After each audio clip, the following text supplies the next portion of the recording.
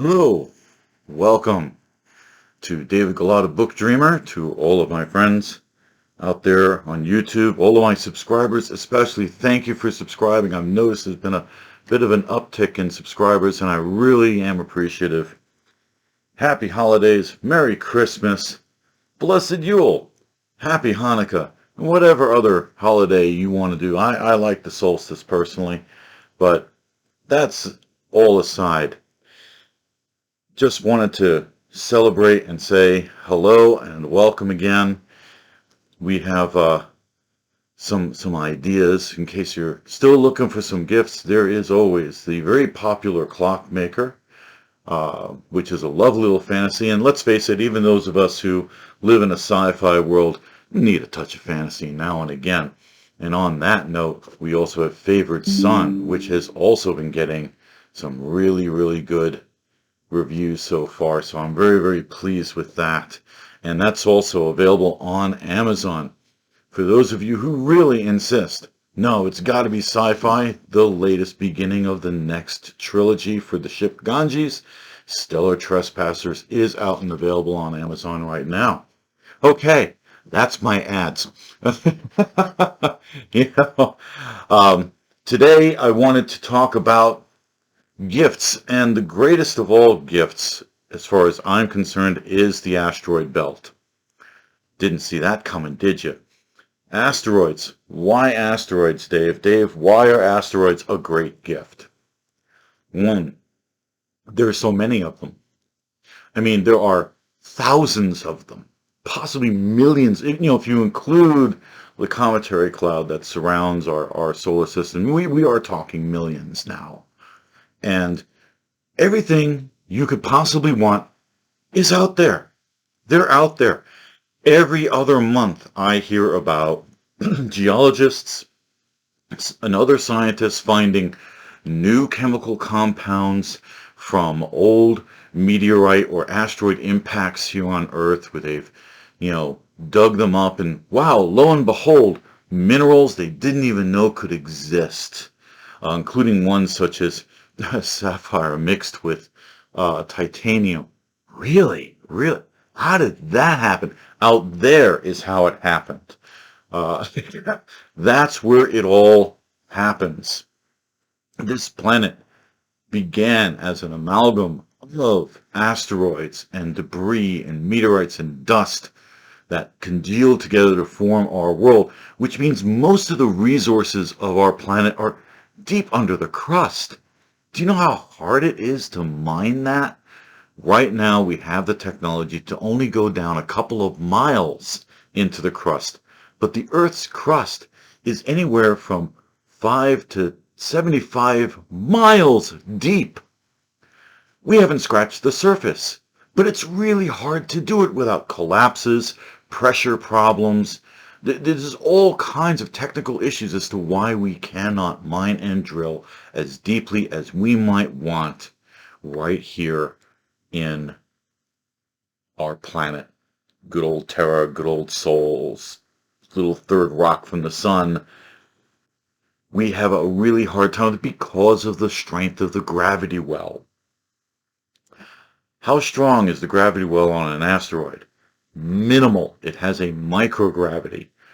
Asteroids have microgravities, which means every now and then a meteorite or two is going to be circling around it or something like that. But that's because there's nothing bigger nearby. So you don't have to worry about those kinds of pressures. You don't have to worry about destroying an ecosystem to mine an asteroid. If you're going to mine an asteroid, you don't have to worry about what lizard lives there, what bird lives there, what kind of frog might be breathing the air, because there's no air to breathe. There is nothing there to destroy, except the asteroid itself, in which case that is a resource that we would be mining instead of mining on our planet here. Now, if we are mining asteroids, we're not lifting as much stuff up. We are bringing things down the gravity well, which is much cheaper and easier than lifting things from the gravity well. It takes a lot of energy and power to get any kind of rocket system from the surface of this planet into outer space. It takes very little power and energy to get something down into the gravity well where it wants to go anyway. So that's a really big issue. Asteroids. There are asteroids out there that they have found so far that have 90% precious metals. Think about that. You have 100 million metric ton rock that is 90% precious metals? Why are we mining here? It's right there. The gift is there. All those rocks out there, all those asteroids aren't just clumps of granite. They are mineral deposits. they're gifts, just waiting to be unwrapped, clean off the dust. It is easier to see what an asteroid has based on its spectrograph. You can sit there and just, once you clean off the dust off the surface of it, it's there. Whatever you detected is right there. You just need to break it up and then remove the material you want, leaving the material you don't want in space. Or you can collect it. And why would you collect it? Well, let's see. What could you use a hollowed out giant ball of stone for? I mean, that sounds like a habitat to me. Slap a door on one side and fill it with air. If you get something that's kind of potato shaped, you can even spin that thing and start getting some, centrifugal forces going. You got a very simple form of artificial gravity. Not really artificial though, considering you're just using the spin, the momentum. These are factors that are very well known. And I consider asteroids to be a major gift. Everyone is very afraid of asteroids because they think they're going to slam here. Well, that does happen. I admit, that does happen. It happens every now and then. Asteroids come right in and boom, it makes a real horrible, hideous mess of things and can even lead to extinction events or a catastrophic extinction event. That's happened too. So we know that that happens, but it's rare. However, we also know that this usually comes from near-Earth asteroids. We have a lot of them mapped. Thousands of them. Thousands of them. Wouldn't it be nice to, not just move them out of the way, but to actually use them as resources? Then we don't have to get them out of the way. No, just park them in the same orbit as the moon, or a little outer if you want to be extra secure, because yes, mining is a messy process. But all the little bits and pieces that are going to fall from that are going to be minuscule. They'll be tiny in comparison to the big rock itself, which means if they hit Earth, they will simply burn up in our atmosphere. This is one of the things that I talk about a lot in Brew of Ganges, and really the whole trilogy, the Crucible Spirals trilogy, again available on Amazon. Makes a wonderful gift for sci-fi lovers. It does have mature content. Be cautious. In any case, Ganges does a lot of asteroid mining. They find the idea of mining a planet to be silly, wasteful, and possibly destructive of an ecosystem if there is one. So instead, they mine asteroids. That's where the real gift is. So if you're looking for gifts from above, just keep looking up because that's where they are. They're all up there in the asteroids themselves. Comets contain water, other gases, frozen gases.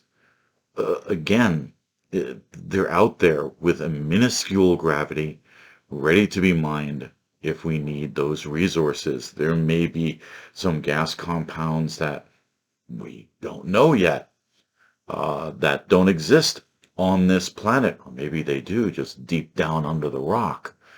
We don't know what's in the mantle. We really don't. We do not know what is 50 miles beneath our feet. We don't know. And most of that is going to be hot, semi-liquid, if not liquid. It's going to be hard to work with. It's all mixed together. Whereas an asteroid, it's clumps. That's a little easier to manage. Break that up a little easier. You could even use drones for half of that. I would love to see us actually get into asteroid mining because, yeah, that would certainly replace the need to mine our resources on this planet, which produces a lot of pollution, a lot of waste. I'm not saying that we should get rid of the industries. I'm saying the industries should be a little more planet friendly by picking on the asteroids instead, which are just sitting there floating around, waiting for someone to see what they're made of.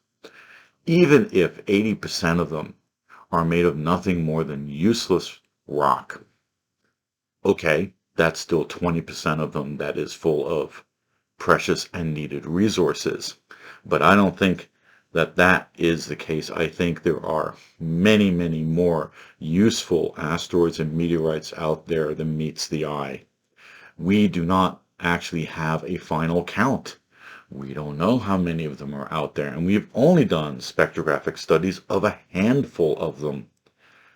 It's a big sky. It's got a lot of debris floating out there, and I suspect there's more debris in space than we had originally thought. A lot of people will say, well, 1 atom per cubic. Yeah, no, no, no, no, no, no, no, no, no, no. We don't know. We don't know. We just had a couple of unmanned probes leave the heliosphere for the first time.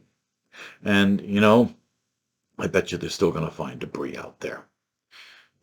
Space is messy because star formation is messy, because star deaths, novas, and supernovas are incredibly messy, but they're also very productive. They create all of the elements of which we are made, and they create compounds, sometimes molecular structures we don't know about. We don't know what a blue giant supernova ring is going to produce. We can't even begin to imagine what such an event could produce in terms of molecular structures. And we are finding them. We are finding them today. We are finding them from asteroid and meteorite debris remains here on Earth. And that means they're out there. They are out there. So that's something to keep in mind. I think it's very true that there are gifts in the heavens, and those gifts are called asteroids. So there's no need to fear them, but there is a need to harness them. And that is going to really lead to us being less wasteful and destructive with our home world. So I hope you have enjoyed this. I hope you have a wonderful set of holidays. And I do look forward to seeing you all next week right here on David Galata, Book Dreamer, where we're going to cover more subjects that I think should be in science fiction and subjects that we should maybe think about. So have a great one, folks. Thank you for watching. Thank you for subscribing. You are the best. Thank you so much. Please feel free to leave comments here, and I'll do my best to answer back. So take care, everyone. Thank you.